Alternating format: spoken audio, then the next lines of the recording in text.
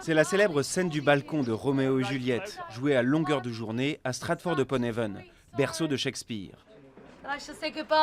Cette ville du centre de l'Angleterre célébrera le 400e anniversaire de sa mort. Les touristes du monde entier affluent et tous se reconnaissent un peu dans l'une ou l'autre de ses pièces.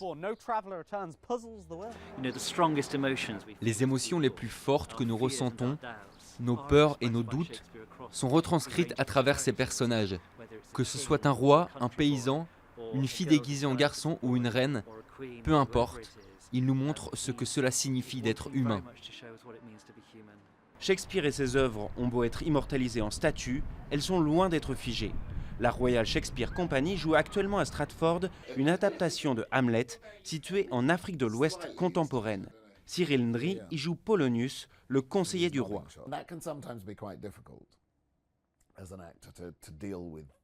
En tant qu'acteur, cela peut être difficile de s'approprier ces mots et de les rendre pertinents pour un public moderne.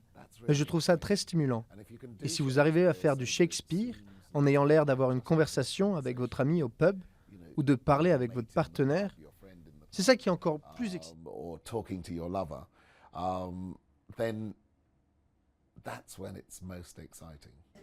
Et la ville est déjà surexcitée.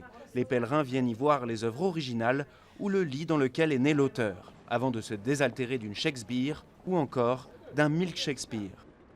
Samedi 23 avril, Judi Dench, Ian McKellen ou encore Benedict Cumberbatch seront au théâtre du Royal Shakespeare pour une performance inédite retransmise en direct à la télévision.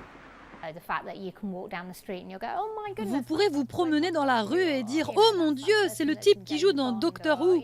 C'est cette personne qui est dans James Bond. » Ce sont de vraies grandes stars. Ici, on a de la chance. On voit toujours des acteurs dans la rue qu'on a déjà vus sur scène. Il y a toujours un peu d'excitation, mais cette fois, ce sera à une autre échelle.